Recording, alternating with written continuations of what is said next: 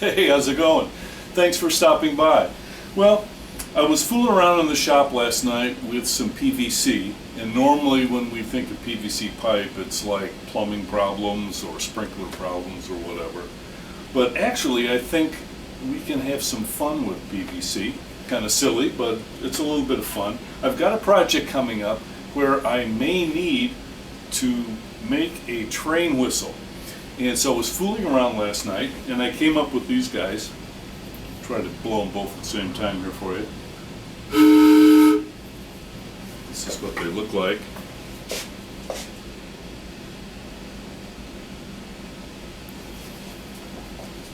And so I think we can make one of these in about 5 minutes. Okay, it's just a piece of PVC and a little bit of wooden dowel. So if you're up for that, let's get started. Okay, you're going to have to dig around in your little bag or box of PVC parts, and I'm sure you've got that floating around in the garage. You'll need some sort of a cap, so something like this.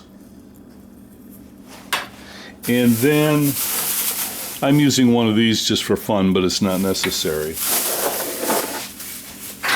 And then a piece of PVC, and you'll need a dowel. Now, the universe wasn't very kind to me, and neither of the dowels that I have fit inside of this PVC pipe, but I could mill this larger diameter one down, but it takes too much time. So I've got one that does slip inside, but we're going to have to fatten it up just a little bit, and I'll show you how we do that in just a second. Okay, so the challenge is taking this piece of PVC and this dowel and this cap, and in about 5 minutes, see if we can make a train whistle out of it. Are you up for it?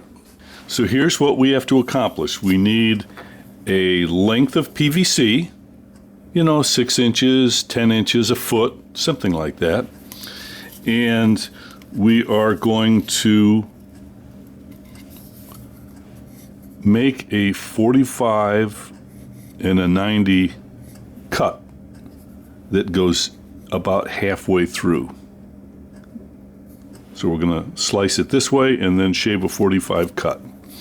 And then we're going to make a small plug out of the dowel that has a little flat side on it. And in this case, I had to fatten it up with a little bit of blue tape so that it would seal. And then this gets pushed in the end.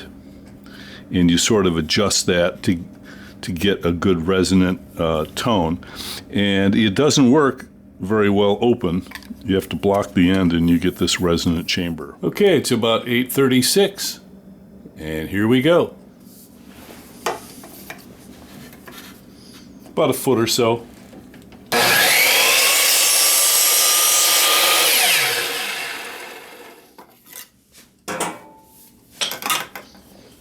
I will create a little flat spot on the dowel. And we'll trim it off.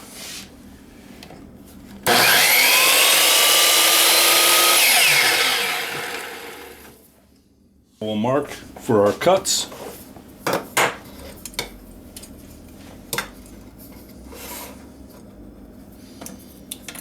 About an inch or so in.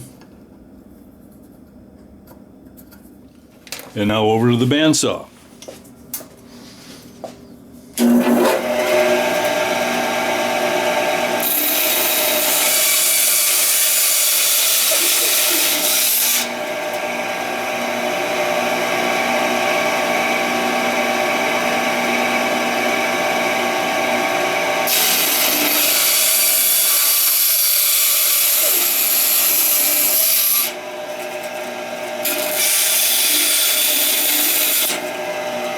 Alright, now we're going to have to add a little tape to fatten this up because it's too loose.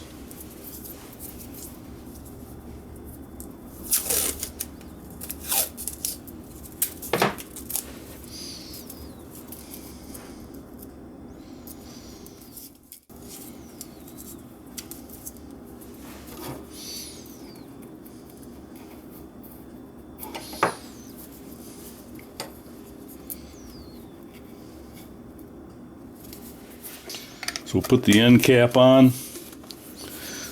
We'll shove our plug in here and see if it works. Nice. What's our time?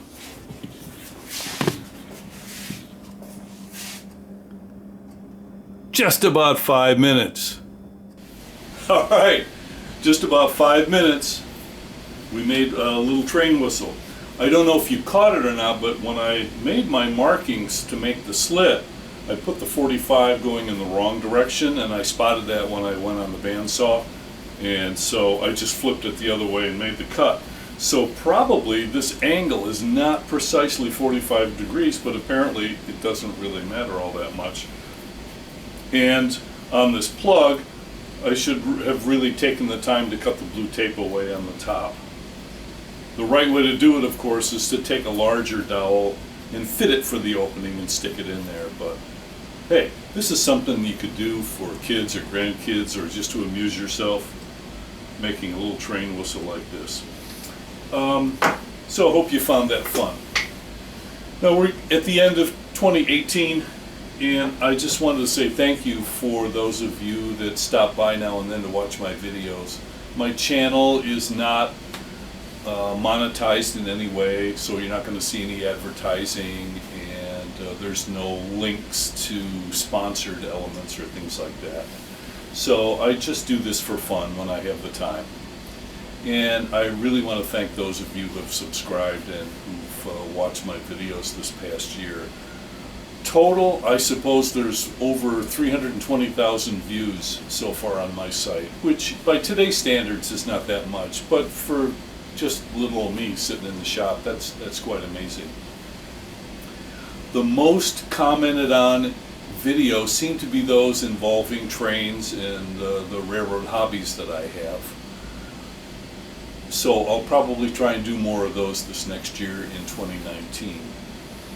The projects that I build in the shop, some of them tend to be kind of complicated, and it really takes forever to stop and do all the filming and that. So if I really don't see a lot of activity on those videos, I probably won't do as many of those, simply because they take so much time. It's just hours and hours, not only of stopping and slowing down your build, but to actually then cut together all the gobs of video that you've collected. And for the most part, people may not be interested in very lengthy videos on how to accomplish something.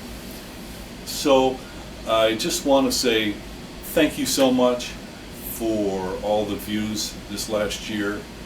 And I'm sorry my website is so eclectic.